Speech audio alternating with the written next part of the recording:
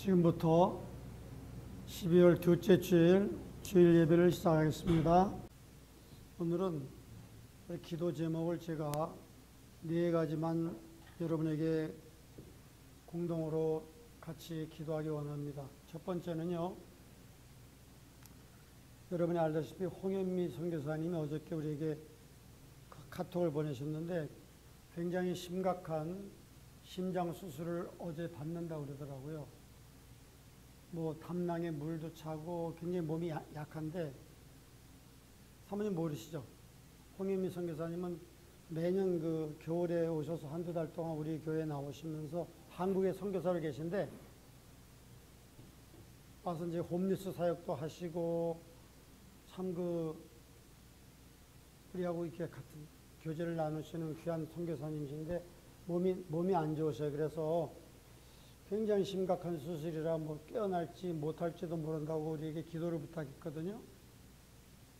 우리가 열심히 한번 기도합시다. 홍현미 선교사님, 주님이 불쌍히 여겨주시옵소서. 그 다음에 두 번째는요, 지금 제 대통령 선거의 그 여러 가지 부정에 관한 것들을 대법원이 기각을 했어요. 굉장히 실망스러운 결정을 어저께 대법원이 해서 많은 사람들이 좀 실망을 하고 교회에 실망을 했는데, 그래도 트럼프 대통령은 아직 인정을 안 하고 있거든요. 그런데 지금 여기 네 번째 12월 16일 이번 주 수요일인가요? 연방 상원에서 부정선거 청문회를 한다는 소식이 있습니다. 심각한 여러 가지 문제들이 많은데 대법원이 그 정치에 관여하기를 꺼려 해가지고 그냥 심리도 안 해보고 그냥 기각해버리고 말았어요. 그래서 트럼프 대통령이 대법원에 대해서 좀 실망을 하고, 대법원이 용기도 없고 지혜도 없고 이렇게 좌파의 압력 속에서 그런 걸 그것을 그냥 심리도 안 했다고 막 비판하셨는데, 하여간 모르겠습니다. 지금 원래는 월요일 날 선거인단이 모여서 이렇게 각 주별로 이렇게 하게 돼 있는데 아직까지 끝나지는 않았어요. 우리 계속 기도해서 하나님의 어떤 기적이 나타나기를 위해서 기도하고 있는데, 상원의 부정선거, 일반 주가 아니라 연방 상원에서 굉장히 중요한 이런 걸 통해서 트럼프 대통령이 당선되고 안 되는 것보다도 미국의 선거 시스템에 대해서 미국 국민의 절반이 아직도 믿음이 안 가는 거예요. 이게 큰일 아니에요. 세계 최고의 민주주의 국가, 최고의 강대국에서 이런 일이 있다는 것은 명명백백하게 이 연방 검사들이 연방 검사가 관여해가지고 이걸 정확하게 밝혀내야 되거든요. 도미니언 기계에 대한 문제가 있다면 밝혀내야 되거든요. 그래서 우리가 계속 기도해야 되고요. 두 번째는 조지아주 상원 2명이 이제 1월 6일 날 결선 투표를 해요. 이 2명이 어느 당이 되는 거에 따라서 상원의 그 다수당이 결정되거든요. 굉장히 중요합니다. 그래서 만약에 조 바이든 대통령이 당선된다 하더라도 상원을 공화당이 장악하면 함부로 여러 가지 사회주의적인 그런 법안들이 통과될 수가 없거든요. 그러니까 우리가 이 보수적인 그러한 전통적인 가치를 지키는 공화당 의원들이 잘 당선될 수 있도록 우리가 지금 미국의 관심이 조지아주 상원 투표인데, 우리가 기도를 해서 정말 하나님 견제와 균형이 잡힐 수 있는 그런 정보가 될 수 있도록 기도하시고요. 세 번째는 겨울철에 너무나 많은 코로나19가 확산돼가지고 우리가 하나님 앞에 우리 교우들을 지켜주신 하나님 앞에 감사 기도하면서 계속해서 우리가 주님의 보호하심이 있도록 우리 가정과 우리 사업장을 위해서 기도합시다. 우리 한 목소리로 함께 이 모든 것을 기도에 담아서, 주님, 우리를 불쌍히 여겨주시고 우리의 기도를 들어주시고 우리 홍현미 선교사님을 치료하여 주옵소서. 우리 함께 기도합니다. 할렐루야. 하나님, 저희들의 간절한 기도를 담아서 드립니다. 연약한 우리 인생이 하나님 앞에 기도합니다. 우리 홍현미 선교사님, 주님 심각한 심장 수술을 한다고 하는데 주님 불쌍히 여겨주시고 저 딸을 고쳐주시기를 원합니다. 하나님 돌보는 의사 선생님들에게 지혜를 주셔서 잘 수술이 마치며 회복할 수 있도록 하나님 기적을 베풀어 주시고 모든 아버지의 담낭과 심장에 고인 모든 물들이 다 제거될 수 있도록 하나님 도와주시기를 원합니다. 눈물로 기도하는 당신의 딸을 불쌍히 여겨주셔서 하나님이여 회복하여 주시옵소서. 이 나라를 하나님 맡기옵니다. 어디로 가야 될지 모르는 나라입니다. 하나님 부정선거의 증거들이 너무나 많은데 대법원이 이것을 기각해버리고 말았습니다. 하나님이여 명명백백하게 잘못된 것을 바로잡을 수 있는 기회가 될 수 있도록 이번에 상원에서 청문회를 개최하려고 합니다. 하나님이여 모든 증거가 다 드러나서 잘못된 것 벌을 받게 하시고 하나님의 공의가 이 땅에 실현되게 하여 주시기를 간절히 바라고 기도드리옵나이다. 하나님 용기를 내서 증인들이 나와서 증언하게 도와주시고 하나님의 전문가들이 모든 기계를 아버지 포렌식을 하여서 잘못된 것이 확실하게 드러나게 도와주시기를 원합니다. 하나님이여 우리 가정마다 사업장마다 하나님이여 이 겨울철에 우리 성도님들의 가정을 지켜주시고 하나님이여 사업장을 지켜주셔서 직장을 지켜주셔서 하나님 우리 하나님의 보호하심 가운데 아버지 승리하는 우리 성도님들 될 수 있도록 인도해 주시기를 간절히 바라고 기도드리옵나이다. 아멘. 아멘. 성경 말씀 봅니다. 오늘은 계속해서 요한계시록 10장을 봅니다. 요한계시록 10장 한 절씩 교도가 있습니다. 요한계시록 10장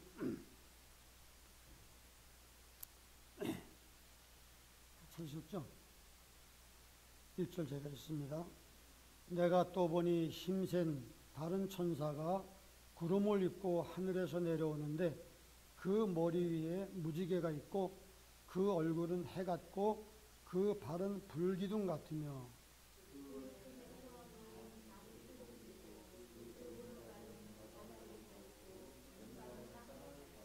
사자에 부르짖는 것 같이 큰 소리로 외치니 외칠 때에 7 우레가 그 소리를 발하더라.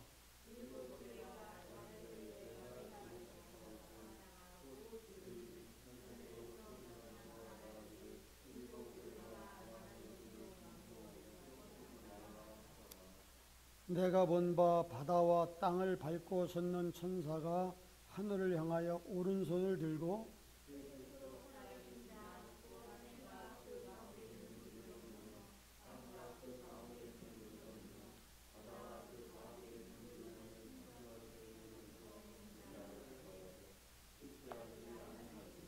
일곱째 천사가 소리내는 날 그 나팔을 불게 될 때에 하나님의 비밀이 그 종 선지자들에게 전하신 복음과 같이 이루리라.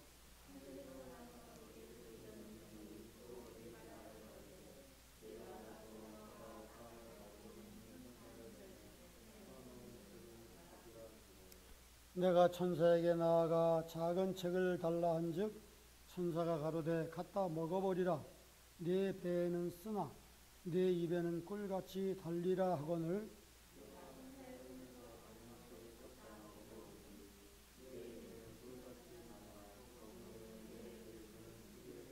11절 같이요. 저가 내게 말하기를 네가 많은 백성과 나라와 방언과 임금에게 다시 예언해야 하리라 하더라. 아멘.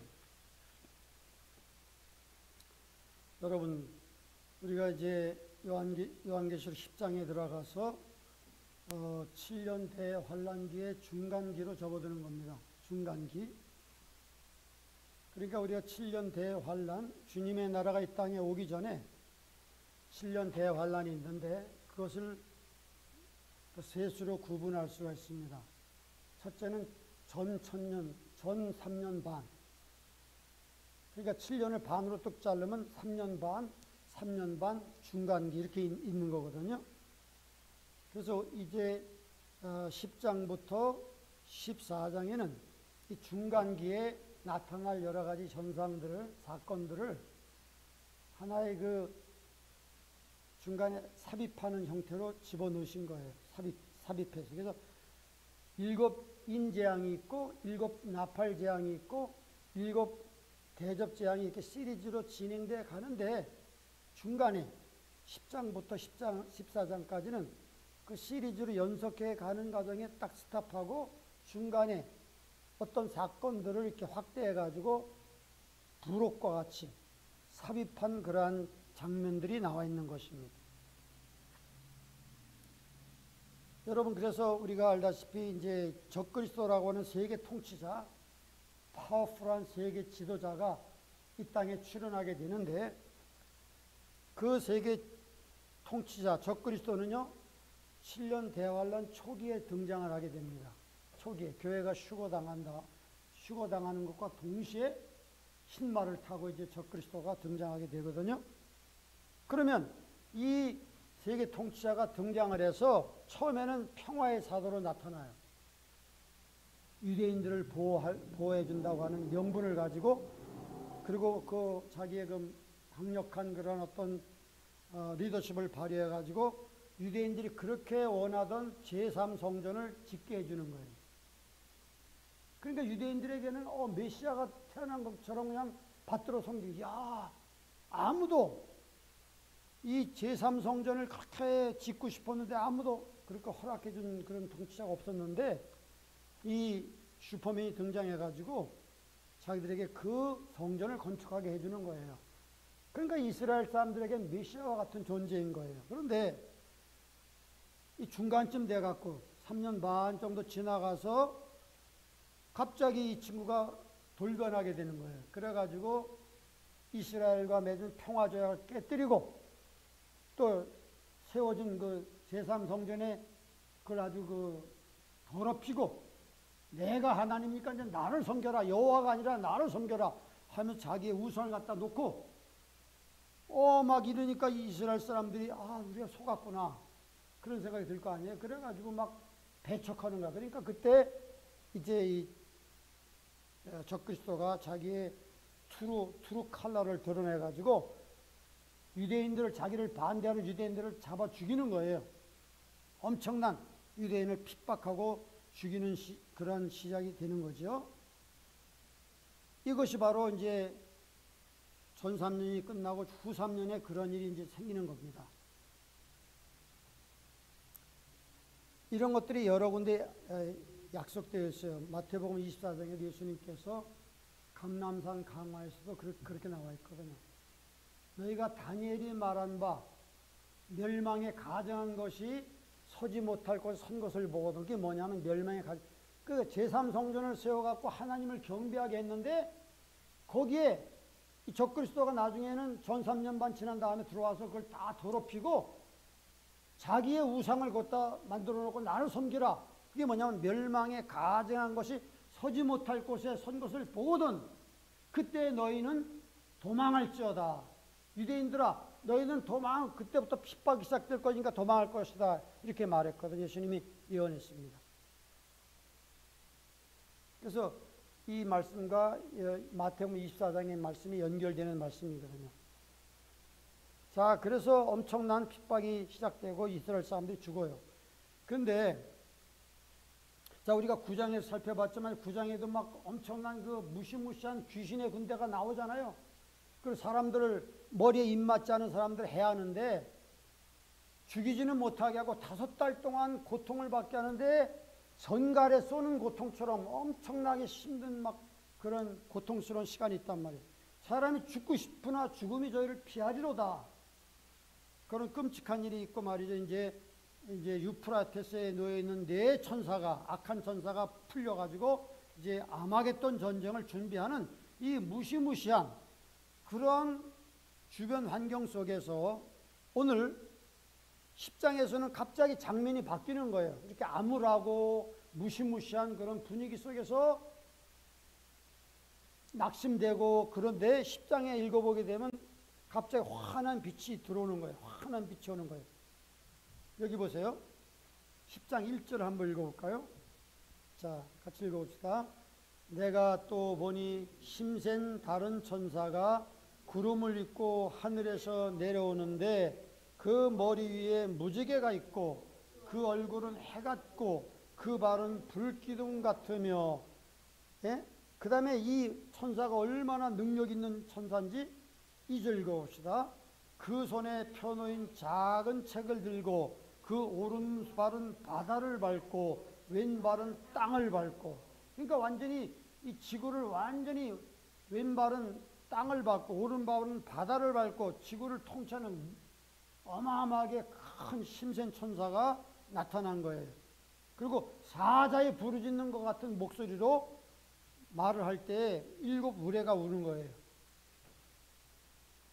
여러분, 세상이 그러니까 이렇게 막 그냥 그 귀신의 군대가 난리를 치고 세상이 막 핵전쟁의 위험 속에서 노출되고 이런 암담한 상황 속에서도 당신의 백성들에게 하나님 말씀하시는 거예요. 모든 상황이 이렇게 어려워짐에도 불구하고, 그러나 결국은 하나님께서 컨트롤하시고 계시다. 결국은 의가, 빛이 승리한다. 잠시 이 귀신의 군대나 이런 것들이 우리를 두렵게 하고 막 고통을 주지만 성도들이 참고 인내하면 반드시 승리한다. 하나님이 궁극적으로 모든 땅과 바다를 밟고 있는 이 힘센 천사와 같이 모든 것을 컨트롤하고 계시다 라고 하는 것을 우리에게 알려주시는 거예요. 그런데 여러분, 여기 보니까 이 천사, 힘센 천사가 누구냐, 이거에 대해서 많은 학자들이 이제 연구를 하고 있거든요.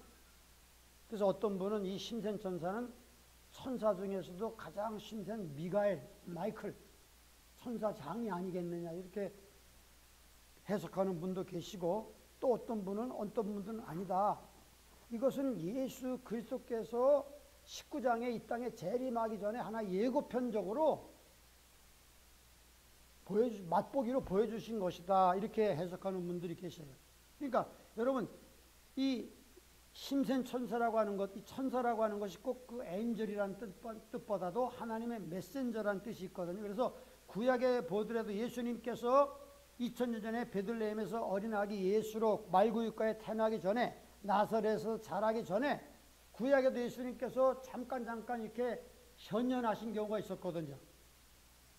멜기세덱이라는 사람으로 현현하기도 하시고 여호와의 사자로 현현하기도 하시고, 그 구약에도 예수님께서 잠깐 등장하신 경우가 있어요. 이 땅에 육신의 몸을 입고 이 땅에 베들레헴에 탄생하기 전에 그렇게 하셨단 말이에요. 그렇기 때문에 여기에 나오는 힘센 천사라고 하는 것은 그 힘센 천사의 그 여러 가지 묘사하는 과정을 보면 1장에 나오는 부활하고 승천하시고 영광 받으신 예수님 모습과 동일한 거예요.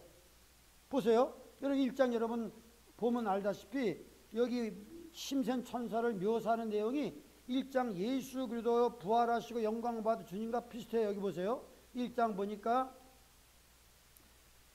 여기 보니까 13장 1장 13절 보니까 촛대사의 인자 같은 이가 발에 끌리는 옷을 입고 그 머리와 털의 희기가 신양털 같고 눈은 불꽃 같고 그의 발은 풀무에 단련한 주석 같고 음성은 많은 물소리 같고 말이에요.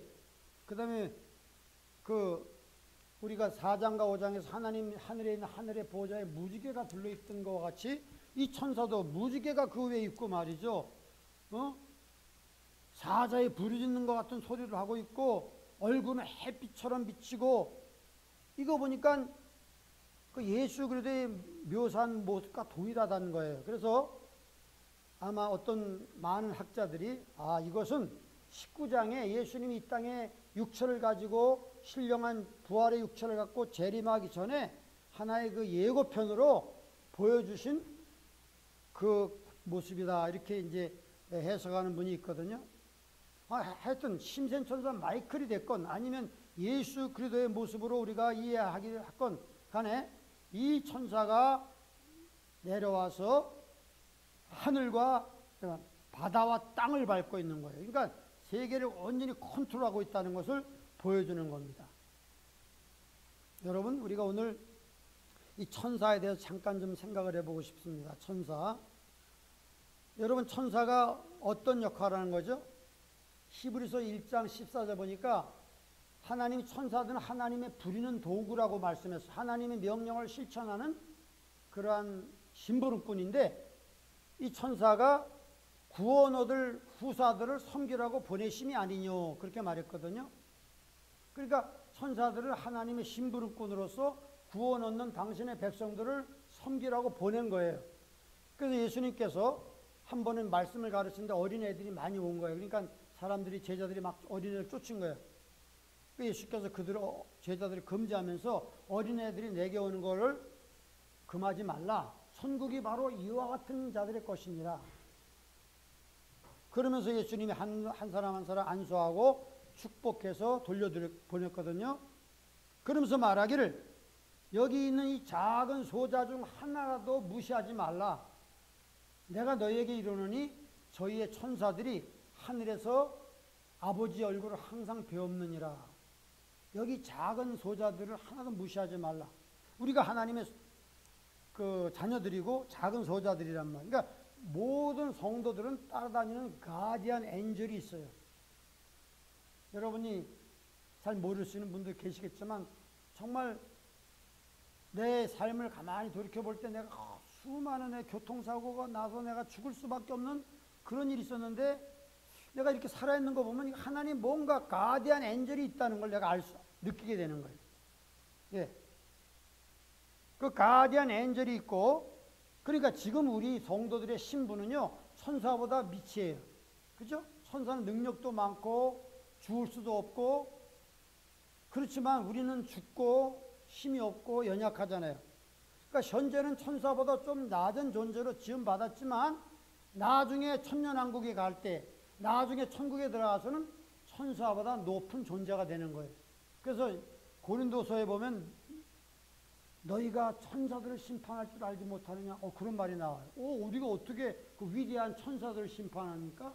근데 그렇게 말씀했어요. 성경 말씀에 보면. 그러니까 천사들은요, 지금은 우리 성도들보다 능력도 많고, 죽지도 않고 힘이 있지만, 그러나 천사보다 우리가 아주 굉장한 은혜를 입은 거예요. 하나님 앞에. 그러니까 천사들은요, 한번 하나님 앞에 범죄하면요, 용서를 받지 못해. 이게 참 문제예요. 그래서 유다서 6절을 보면 하나님이 자기 지위를 지키지 아니하고 자기의 처소를 떠난 그 범죄한 천사들을 용서치 아니하시고 영원한 흑암에 가두어서 무저갱에 가두어서 심판날까지 지키신다고 그랬거든요. 그러니까 천사들은요 한번 죄를 지면 루시퍼라고 하는 그 하늘에 천사장이 있었는데 사냥을 인도하는 그런 천사장이 바로 루시퍼가 타락을 해서 교만해갖고 하나님 앞에 범죄해갖고 쫓겨났잖아요. 그러니까 천사들은 한번 죄를 지면 용서받을 길이 없는 거예요. 그러나 우리들은 어쩐 연고인지 예수 그리스도의 보혈의 피를 의지하고 주님이 우리 죄를 용서하시고 또 실수해서 넘어지게 되고 주님 I'm sorry하고 주님 앞에 나오면 또 주님이 우리를 용서하시고 주님이 성령을 우리 안에 부어주셔서 내가 죄를 짓지만 주님이 계속해서 주의 보혈의 피로 나를 씻어주시고 성령을 통해서 주님의 모습으로 나를 만들어 가시는 거예요. 주님이 나를 주님의 형상으로 빚어 가시는 거예요. 그렇기 때문에 천사들도 이 구속의 은총이 너무나 신기한 거예요. 그걸 알기를 원하는 거예요. 천사들도 알기를 원하는 거예요. 자기들에게는 전혀 경험되지 못하는 어떻게 하나님의 피를 하나님의 아들의 피를 통해서 저 못생긴 인간들이 저 죄 많은 인간들이 어떻게 용서를 받고 날마다 성령으로 이렇게 변화돼서 주님의 형상을 입어가느냐. 우리는 한 번 죄를 지면 우리는 무적행에 갇히고 용서받지 못하는데 어떻게 저 구원받을 형사들, 저 후사들 우리가 섬기고 도와줘야 되느냐. 이런 것들이 천사들도 이해하기가 어려운 거예요. 부러워하는 거예요. 천사도 부러워하는 거예요. 그러니까 여러분 우리가 이런 천사, 힘 있는 천사, 한 발은 땅을 짚고 있고 한 발은 바다를 짚고 세계를 통치하는 이 어마어마한 능력 있는 천사가 있고 하나님이 이 세상을 주관하기 때문에 아무리 주변에 귀신의 군대가 난리를 치고 좀비들이 왔다 갔다 하고 말이죠. 예? 그리고 무서운 재앙들이 휩쓸고 지나가지만 너희 성도들은 확신을 가져라. 두려워하지 말라. 하나님이 결국은 승리한다. 이것을 말해 주시는 것입니다. 예. 물론 이제 우리가 천전왕국에 들어가면 예수님이 우리의 왕이시고 우리가 예수님을 보호자해서 하나의 경찰관처럼 그렇게 우리가 다스리는 계층에 들어가지만 천사는 그때는 우리 밑에 들어와서 우리를 도와주는 그러한 보호자관들이 되는 것이죠. 그런 우리의 신분을 우리가 이해할 수가 있습니다. 자, 그런데 여기 보니까 그 힘 있는 천사가 사자의 부르짖음 같은 목소리로 소리를 발할 때 뭐가 생겼죠? 7 우레, thunder, 7 thunder, 7 우레가 막 큰 소리로 발했어요. 그래서 사도 요한이 그 7 우레가 발할 때 그걸 기록하려고 이렇게 했더니 여기 보니까 하늘에서 음성이 나서 요한아, 그 7 우레가 발한 것을 인봉하고 기록하지 말라 이렇게 말하는 거예요. 희한하잖아요. 레벨레이션, 요한계시 영어로 레벨레이션이라고 말하는데 레벨레이션이 뭐냐면 이렇게 감추인 것을 보여준다 그런 뜻인데 왜 하나님께서는 이 감추인 걸 보여주는 이 계시록에서 7 우레가 발한 것을 인봉하고 기록하지 말라고 그랬을까? 예? 그게 참 신기하잖아요. 왜 그랬을까? 여러분, 어떤 것은요, 우리가 어떤 영적인 것은 우리가 하나님은 비밀로 감추인 것들이 있어요. 그래서 그 신명기 29장 29절 보니까 이런 말씀이 있어요. 신명기 29장 29절 보니까 오묘한 일은 하나님께 속하였고 나타난 일은 우리와 우리 자손에게 속하였다. 그러니까 신비한 일은 비밀스러운 것은 다 하나님께 속하였고 나타난 것은 우리와 우리 자손에게 속하였다. 그렇게 말했습니다. 그래서 어떤 것은요, 어떤 신비한 것들은 우리에게 이렇게 인봉된 것이 있어요. 알려질 수 없는 게 있단 말이에요. 예를 들어서 우리가 알다시피 예수님이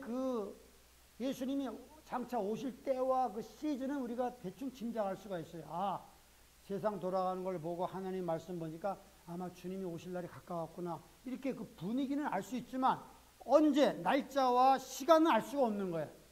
예수께서 말하기를 아들도 모르고 천사들도 모르고 하나님 아버지만 아신다. 그런데 사람들은 그걸 굳이 알라고 애를 써서 이단들이 막 생겨나는 거예요. 우리가 이제 이 안식 재림교를 빌려 쓰고 있지만 이 안식 재림교는 1860년대에 생긴 거거든요. 그때 이 사람들이 그 여자 선지자가 있어서 엘렌 G. 화이트라는 그런 그 안식교 창설 멤버 중에 아주 중심되는 인물이 있는데 그 사람이 그렇게 말한 거예요.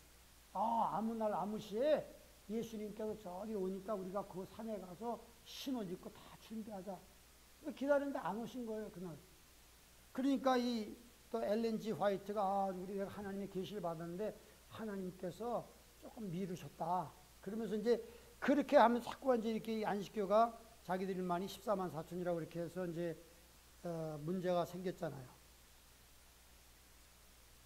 그러니까 하나님께서 비밀로 감추인 것은 우리가 굳이 알라고 하면 안 되는 것이죠. 근데 그걸 알라고 애를 쓰다 보니까 이상한 교리가 막 나오게 되는 거예요. 저는 이 요한계시를 연구하고 또 많이 묵상하면서 특별히 제가 척스미스 목사님을 존경하는 이유가 있어요. 그분은 하나님 말씀을 창세기부터 계속 강해해 나가면서 아하, 이 부분은 자기도 잘 모른다. 그렇게 말하는 경우가 있어요. 아니, 성경 해석의 대가인 척스미스 목사님이 모른다면 누가 안단 말이에요. 그렇지만 내가 성경을 연구하다 보니까 이 부분은 내가 잘 모르겠다. 그렇지만 내가 아는 한도로 내가 여러분에게 설명해 주지만 이것은 이렇게 봉해가지고 더 하나님의 계시가 나에게 올 때까지, 깨달음이 올 때까지 일단은 내가 파일을 해갖고 이렇게 보관하겠다. 여러분도 그렇게 이해해 주시기 바랍니다. 이렇게 설교를 하신단 말이에요. 난 그게 너무나 그게 참 인간적이고 너무나 겸손한 자세라고 보는 거예요. 우리가 성경을 다 알 수가 없어요. 하나님 뜻을 다 알 수가 없어. 어떤 건 우리가 모르게 우리에게 인봉된 것이 있다는 것이에요. 그러니까 겸손하게 여러분 우리가 지식이 많은 사람들은요 교만하게 만듭니다. 아 우리가 하늘의 지식을 알고 있다. 교만해지는 거예요. 이단이 생기고 이상한 소리 하게 되는 거예요. 하나님 인봉한 것은 그냥 어린아이처럼 아멘 알았습니다. 그리고 우리는 하나님을 그냥 신뢰하는 거예요. 하나님 날 사랑하시죠? 하나님 날 아버지십니다. 주님을 사랑합니다. 하고 그냥 어린아이처럼 하나님을 의지하고 나가면 돼요. 많은 신뢰한 걸 알 필요가 없어요. 하나님이 감추인 것은. 하나님이 드러낸 것은 알아야겠죠. 그런 겸손, 그 겸손이 우리에게 필요한 거예요. 일곱 우레가 울릴 때에 하나님 말씀하시기를 요한아 너는 인봉하고 이걸 기록하지 말라 그렇게 말씀했습니다. 그래서 저는요 이 말씀을 읽을 때마다 시편 131편이 기억나는 거예요. 시편 131편 4절밖에 안 되는 건데 여러분 다 외우시기 바랍니다.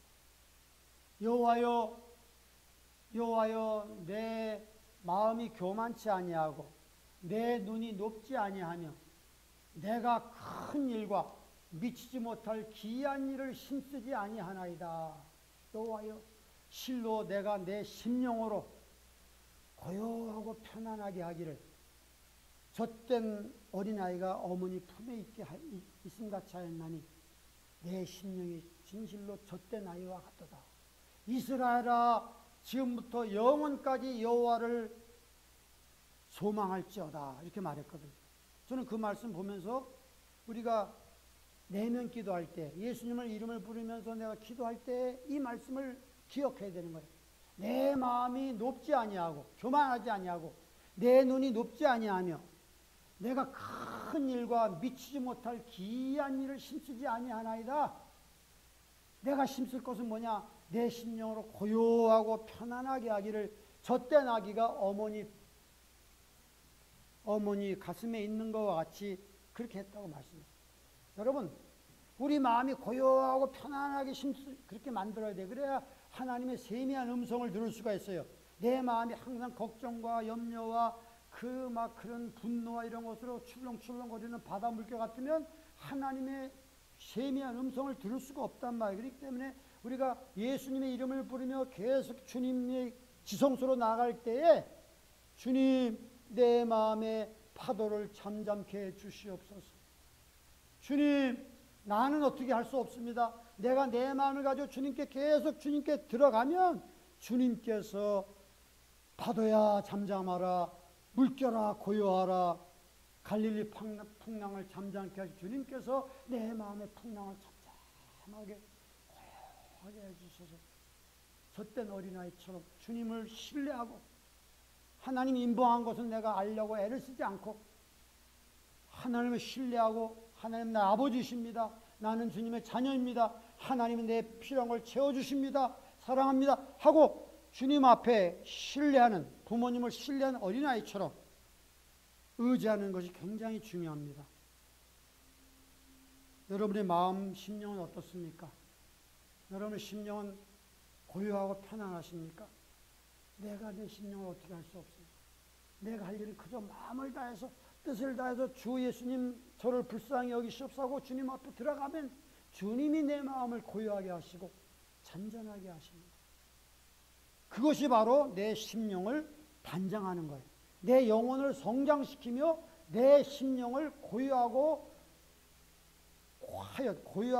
안정한 온유한 심령을 단장하는 것이라고 베드로전서 3장에 말씀했습니다. 우리가 겉사람을 단장하는 것이 아니라 속사람을 고요하고 온유한 심령에 썩지 아니할 것을 단장하라. 이것이 하나님 앞에 값진 것이니라. 전에 하나님을 바라던 부녀들도 그렇게 자기를 단장하였느니라. 베드로전서 3장 말씀했습니다. 그래서 우리가 이 우레의 말씀을, 일곱 우레의 말씀을 임봉한 거에 대해서 생각해 봤고요. 자, 그 다음에 속도를 내야 되겠습니다. 자, 그 다음에 그 하늘을, 그 땅과 바다를 밟고 있는 천사가 예수님이 하늘을 향하여 오른손을 들고 맹세하는 거예요. 하나님께 맹세하면서 더 이상 지체하지 않는다. 더 이상 지체하거나 미루지 않을 것이다. 주님이 모든 만물을 회복하는 주님의 재림의 때가, 주님의 킹덤 오브 갓, 하나님의 나라가 이 땅에 금방 올 것이다. 지체하지 않고 속히 올 것이다. 언제? 일곱째 천사가 나팔을 부는 날 올 것이다. 이렇게 선언하는 거예요. 여러분, 베드로전서에 보면 사람들이 예수님 오신다는 말이 벌써 2000년 전에 있었는데 아직도 오지 않는데 무슨 헛소리냐 하면서 예수님의 재림을 기롱하고 조롱하는 자들이 말세에 많이 등장한다고 그랬거든요. 여러분, 왜 예수님께서 지금까지 당신의 이 땅에 재림하신 걸 연기하셨을까요? 그것은 더 한 사람이라도 더 구원받으려고, 한 사람이 더 예수 믿고 구원받게 하기 위해서 하나님이 기다린 거예요. 그러나 여기 일곱째 천사가 나팔을 불릴 때 더 이상 지체 아니하고 모든 예언이 성취되는 날이 올 것이다. 이렇게 큰 소리로 외친 거예요. 그 다음에 마지막으로 하나 더 생각해 볼 것은요. 자, 8절 한번 같이 읽어볼까요? 8절 읽어봅시다. 하늘에서 나서 내게 들리는 음성이 또 내게 말하여 가로되 너는 가서 바다와 땅을 밟고 섰는 천사의 손에 펴놓인 책을 가지라 하시기로 내가 천사에게 나아가 작은 책을 달라 한즉 천사가 나르되 갖다 먹어버리라 내 입에 쓰나 내 입에는 꿀같이 달라 하거늘. 자, 천사의 손에 들리는 작은 책이 뭔가? 아마도 그 예언의 마지막 남은 부분들을 가지고 있는 책이라고 생각합니다. 근데 그 천사가 사도 요한에게 야, 너 이 책을 갖다가 먹어버려 이렇게 말하는 거예요. 책을 먹어버리라고 말하는 거예요. 책을 어떻게 먹죠? 근데 여러분, 옛날에 우리가 그 영어 공부할 때 이제 그랬어요. 저 사람 말이야 걸어다니는 딕셔너리야. 얼마나 영어 사전을 다 통째로 외운 사람이 있어요. 이건 이 책을 먹어버리는 거예요. 그래서 우리는 그냥 영어 사전을 막 얼마나 외우려고 난리 쳤습니까? 그냥. 근데 어떤 사람은 그냥 걸어다니는 사전이야, 걸어다니는 영한 사전이야, 막 이렇게 말은 그 단어 영어를 잘하는 분 그렇게 우리가 얘기한 적이 있는데 그와 같이 이 책을 먹어버리라. 근데 이 책을 먹어버리면 성경 말씀을 먹어버리면 입에는 달지만 배에는 쓰게 된다고 말씀하시는 거예요. 네? 이게 무슨 뜻입니까? 입에는 달지만 배에는 쓰다. 여러분, 성경 말씀 보면은 이 하나님의 말씀을요 음식으로 많이 비유하고 있어요. 예를 들어서 마태복음 4장 4절 보니까 뭐라 했죠? 하나님 말씀은 떡이라고 말씀해요. 떡. 그 다음에 베드로전서 2장 2절 보니까 너희가 신령한 젖을 사모하라. 신령한 젖을 사모하라. 신령한 젖. 그게 뭐냐? 그게 하나님 말씀이거든. 신령한 젖을 받아 먹으면 어린아이처럼 받아 먹으면 너희 영혼이 잘 자란다. 이렇게 말하고 있어요. 떡과 빵으로 비유하기도 하고 신령한 젖으로 상징하기도 하고 그 다음에 고린도전서 3장 2절 말씀 보니까 단단한 음식으로 말씀하시는 거야. 살리드 훗. 신령한 젖과 같은 말씀도 있지만 단단한 음식, 고기와 밥과 같은 이 사도 바울이 고린도 교인들에게 내가 너희를 밥으로 젖으로 먹이고 밥으로 하지 않았나니 너희가 감당치 못한다. 어린애에게 밥을 주면 못 먹잖아요. 젖을 먹여야 되잖아요. 마찬가지로 그리스도 안에서 신앙생활 하면서 이제 신령한 자가 돼서 밥을 먹어야 되는데 아직도 젖만 먹는 육신에 속한 크리스찬이 있어서 사도 바울이 말하는 거예요. 내가 너희를 젖으로 먹이고 밥으로 아니했다. 너희가 아직도 육신에 속한 자구나 이러면서 책망하는 말씀이 나와 있는데 그러니까 하나님 말씀을 단단한 음식 고기와 밥으로 비유한 적도 있고요. 마지막 네 번째는 시편 119편 보니까 여호와의 말씀은 내 입에 송이꿀보다 답니다. 하나님 말씀을 꿀처럼 송이꿀처럼 이렇게 상징하고 있는 것입니다. 그래서 먹어야 되는 거예요. 시편 34편 보니까 너희는 여호와의 선하심을 맛보아 알지어다. 하나님의 말씀을 우리가 경험적으로 맛을 보아서 알아야 되는 거, 하나님을 체험해야 되는 것이죠. 그런데 여기 보니까 입에는 달지만 배는 쓰다고 말씀했어요. 이건 무슨 뜻입니까? 여러분, 하나님 말씀의 내용을 구분해 보면 우리에게 위로의 말씀도 있고 축복의 말씀도 있고요. 스위트한 약속의 말씀도 있어요. 이건 하나의 단 거예요. 단 거. 하나님의 약속의 말씀이 있고 축복의 말씀이 있고요. 또 위로하는 말씀이 있는 건 너무나 많잖아요. 그런데 예수님 안에 어린아이들은, 예수님 안에 육신에 속한 자들은 이런 것만 좋아하는 거예요. 단 것만 좋아하는 거예요. 근데 성경 말씀을 보면은 거기에 쓴 것도 들어있어요. 예를 들어 심판이 있잖아요. 죄에 대해서 책망하는 것이 있잖아요. 그 다음에 경고하는 것이 있잖아요. 그런 것들이 다 같이 섞여 있단 말이에요. 그러니까 육신에 속한 사람들은 성경 말씀을 골라가지고 자기에게 위로가 되는 거, 축복이 되는 거, 그런 것만 골라서 읽으면 안 되는 거예요. 하나님의 전체의 말씀을 통째로 먹어야 되는 거예요. 책망의 말씀도 먹어야 되고요.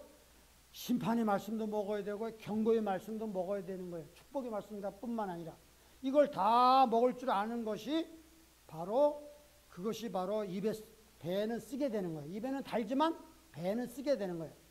성경 말씀을 가르칠 때 목사들이 책임이 있는 거예요. 저도 두려운 말씀으로. 그럼 제가 좋아하는 것만 이렇게 선택해서 가르치면 안 되는 거예요. 성도님들 자기가 좋아하는 말씀만 찾아 읽으면 안 되는 거예요. 전체 하나님의, 영어로 말하면 whole counsel of God, 전체의 말씀을 골고루 섭취해야 되는 거죠. 두 번째는 왜 입에는 달지만 배에는 쓰냐.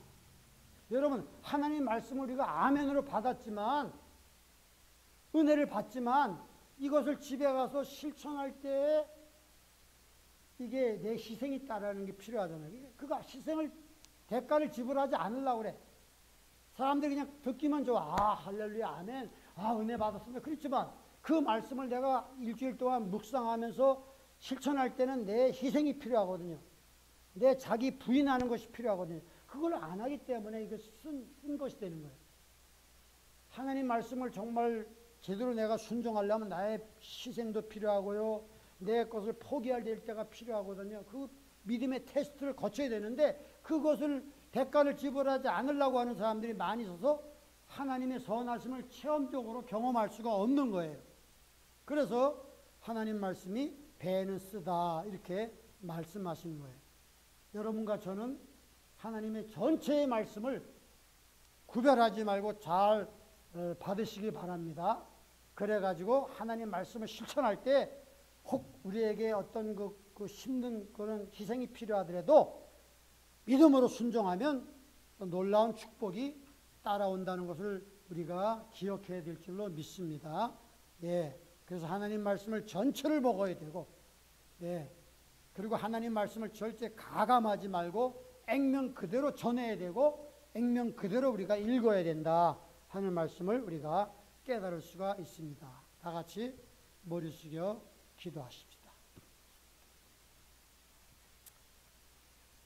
요한계시록 마지막 장에 보면 이런 말씀이 있어요. 누구든지 이 예언의 말씀에서 어떤 것을 제하여 버리면 내가 그 사람에게는 천국의 그 생명나무를 제하여 버린다고 말씀했고요. 또 이 하나님 말씀을 여기에 어떤 걸 덧붙이면, 하나님 말씀이 없는 걸 갖다 인간적으로 덧붙여서 집어넣으면 하나님께서 또 그런 사람에게 재앙을 더하신다고 참 두려운 말씀입니다. 하나님 말씀은 가감 없이 그대로 받아야 되는 거예요.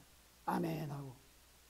하나님 말씀을 내가 자로 재고 판단하고 찢어내고 그런 게 아니라 하나님 말씀이 내가 나를 해부하고 나를 재단하고 나를 정말 골수를 쪼개같이 쪼개야 되는 거죠.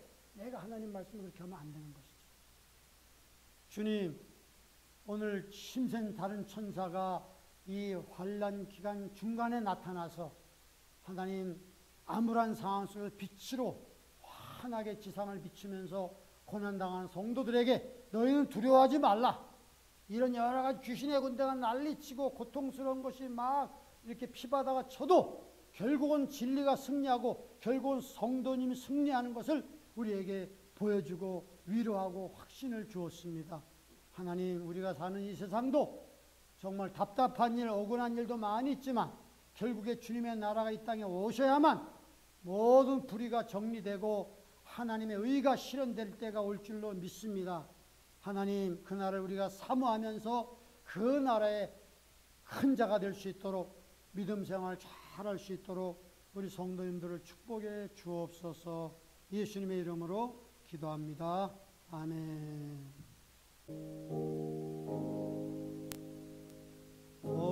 성전을 떠나가기 전 머리를 숙일 때 주께서 함께 계시고 복 내려 주소서.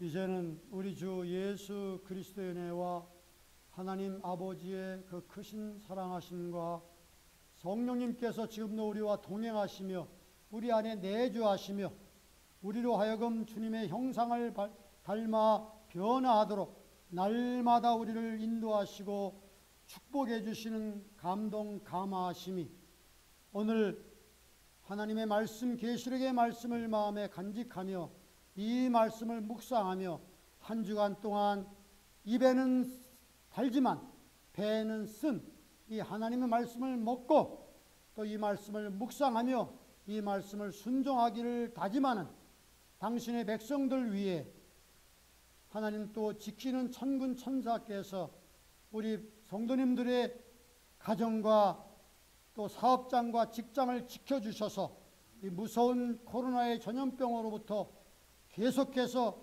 하나님 우리를 돌보아 주시기를 주 예수님의 이름으로 축원하옵나이다. 아멘.